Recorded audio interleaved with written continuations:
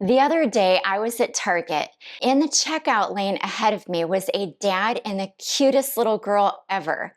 And as he's getting her out of the cart, he gives her the toy he just bought her and the doll that she came into the store with. And she says to him, "I have all of this stuff because I like it."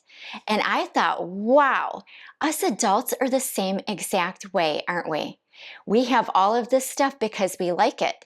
And before we know it, that stuff just takes over and we can't even relax in our own homes. How did we get here and what are we going to do about it? Well, that's exactly what we're going to talk about right now. So let's get started. One strange way that we accumulate clutter in our home is we forget to return items to the store within the return period. So what happens to those items? Well, they're oftentimes just shoved somewhere in our car or in our garage or in a storage space, still in the bag with the receipt in there. We don't need to keep these items, right? Just because we forgot to return a purchase, it doesn't mean that we need to keep that item in our home. But more than that, it's not good to take up space in your mind. Every time you walk by that item, you're going to beat yourself up for not taking that item back. You need to let it go. Someone else is out there that could use that item. Why are you keeping it in your home when you know that you're not going to need it just because you made a mistake and forgot to get it back to the store in time? It is okay to let that item go. I was at the plant store with my daughters the other day, and we were there to buy dirt and a couple of pots for our plants because we had a big day of transplanting that we wanted to do. Well, right in the front lobby, what do I see? But the most beautiful display of lamps, and they were made out of leaves. And I'm a plant lover, so I thought, wow, that is amazing. I've never seen anything quite like these lamps. I came close, let me tell you. They had one that was just perfect, and I thought, ooh, I like that lamp. I could just see it in my house. It's beautiful, it's unique, it's one of those natural items. But thank goodness I remembered my rule. I can admire it, but I don't need to acquire it. Because I think a lot of times for me personally, I will buy something because I think somebody else is going to buy it. I have to have it because it's the only one there. What if somebody else buys it and then I'll lose out? But my new rule of I can admire it without acquiring it gave me enough pause to know that I could go home, check it out online, and realize that that item is available right from the company. I don't necessarily need to buy it from my store. If they sell out, that's okay. I want you to remember this rule the next time you're shopping and you're tempted to buy something that was an unintentional purchase. If this is your type of video, you're going to want to stick with me until the end. I'm editing it right now and I just had to pop in to say, I can't even figure out which tip to put first. I like them all and I think that you will too. We settle. We settle all the time. We're just tired of looking for something that we really need or we want. We just say, this is good enough. And that is not the way to go. Even if you have to do without an item for a period of time, that is perfectly okay. You don't have to have something right here, right now. Do not settle, because I'm going to tell you what will happen in the end. A few days, a few weeks, a few years down the road, you're going to come across exactly what you want. And you will have spent money on that item that you settled on. Not only that, but you're going to have guilt. And therefore, what happens? You'll buy the new item that you really wanted, and you'll still keep the old one. And that is exactly how clutter happens.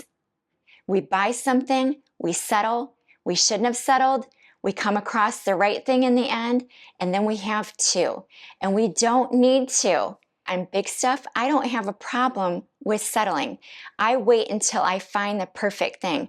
And that's exactly how come I still have this couch that you see behind me. But where I do settle is clothing. I found the perfect pair of jeans. I'm actually wearing them right now and I love them. They are absolutely what I was looking for. But countless other pairs of jeans or pants have come into my closet only to leave because I just don't feel comfortable in them for whatever reason. They're too tight. I don't like the color. They're too big. They get loose after wearing them for 10 minutes because the fabric is not good. And I bet this sounds familiar to you too. The right thing will come along. I absolutely promise you. Do not settle, and you will save yourself so much time, stress, guilt, and money. I hope you're enjoying this video, and if you are, please subscribe to my channel. I do a video every single week on content just like this. One significant way that we accumulate clutter is when we're shopping because we're bored or we use it as a pastime. We're floating around a store, we don't really have anything else on our agenda, and we're looking for that deal, or we might just find that special item that's going to be absolutely perfect for our closet or our home. But what we don't realize is A, we're wasting a lot of time. B, we're probably doing it out of boredom or a lack of another activity that we're passionate about. So here's what I'd like you to do. I want you to really evaluate, why do you shop? Why are you floating around a store trying to find that deal or something special for your home? Why not spend your time another way? There are so many things that you can do instead of shopping. Maybe investigate some volunteer opportunities in your community. Maybe take up a hobby like plants, like me, or reading, or jogging, or exercise, something that is going to benefit you instead of taking your time and floating around the store trying to find that special something. Because when you do that, oftentimes you're making a purchase that is not necessary. You're wasting money, you're wasting your time, and I just want you to try to evaluate something else that you can do instead. I was at Costco and I thought, I think we need toothpaste. So I bought another whole package, which, you know, at Costco, they give you 4 or 5 toothpaste. I come home and I put it away, only to find out that I already had an entire box.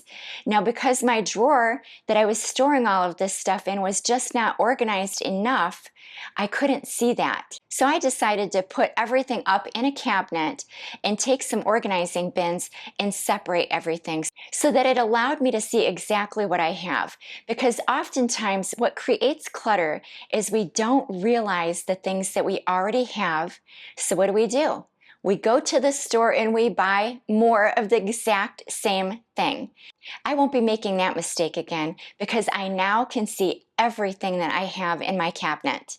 So here's a little assignment for you in the toiletry area. I want you to go through all of your supplies. Really take notice of what you have, and not only that, make a list. So you can refer to that list the next time you're at the store, and you won't make the same kind of mistake that I did. And you can even take it a step further. You can go through your wardrobe, and when you spot an item that you need to get replaced, you can put that down. Let's say you need a black shirt, a black short sleeve shirt, let's say, and you write that down so that when you're out shopping the next time and you come across an item of clothing that you're really considering, well, you'll know exactly what you need.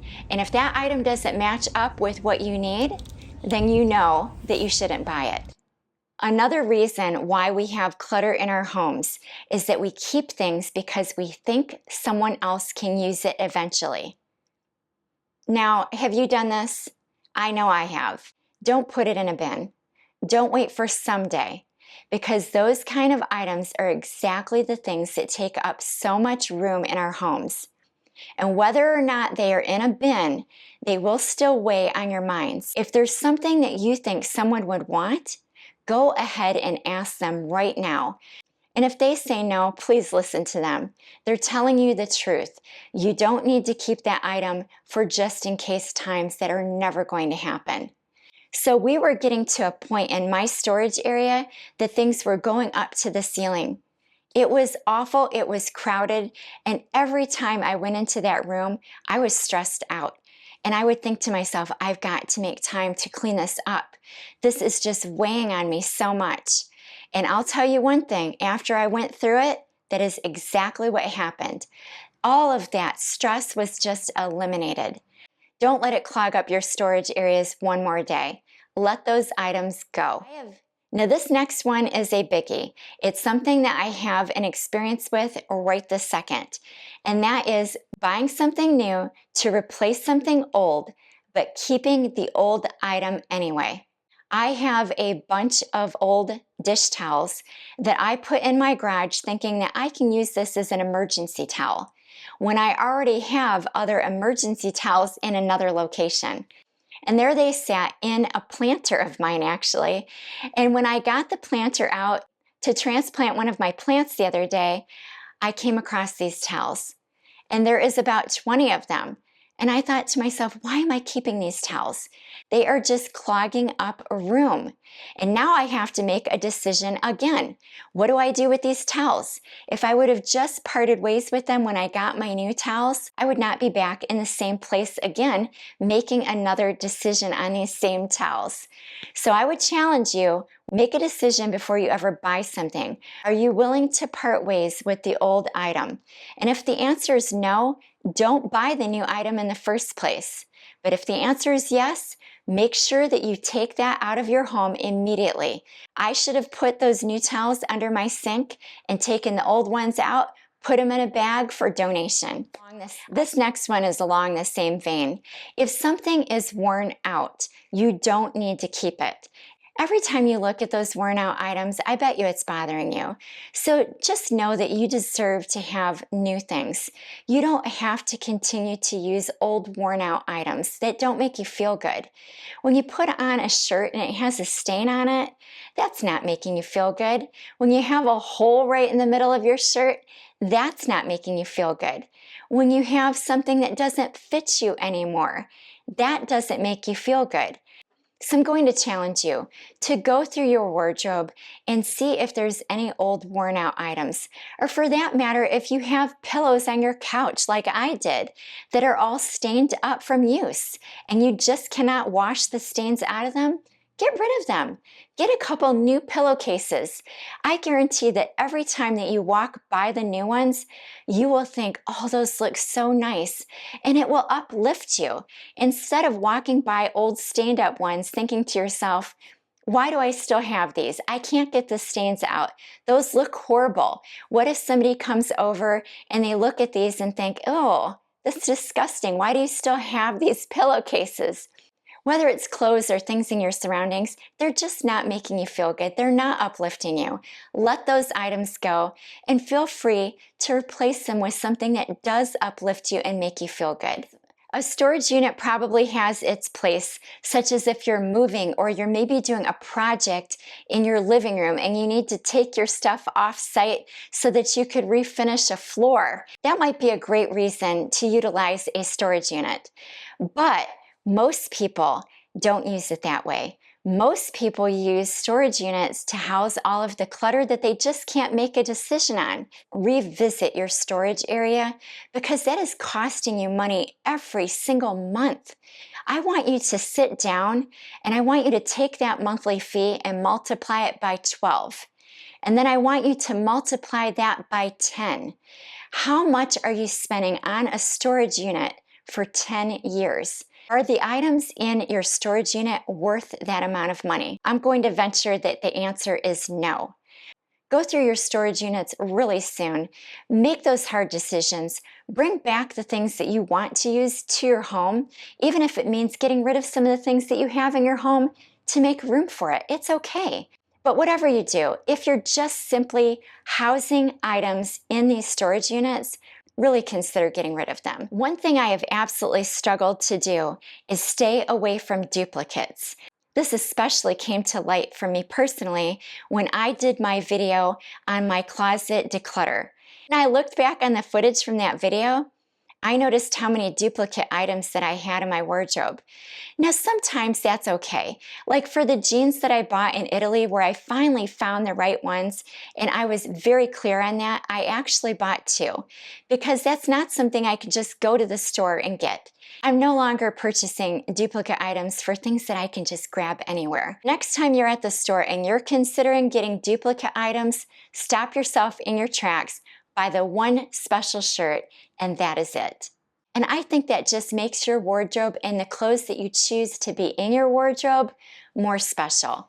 Now this here's a doozy, and it's something that I really caught myself doing over the years with my kids, and that is saving memory items. Thank goodness I used the container method to contain our memory items, but unfortunately for me, I did have numerous containers to contain those items. I really wish if I could go back in time that I would have pared that down to what we currently have, which is just 2 containers per kid.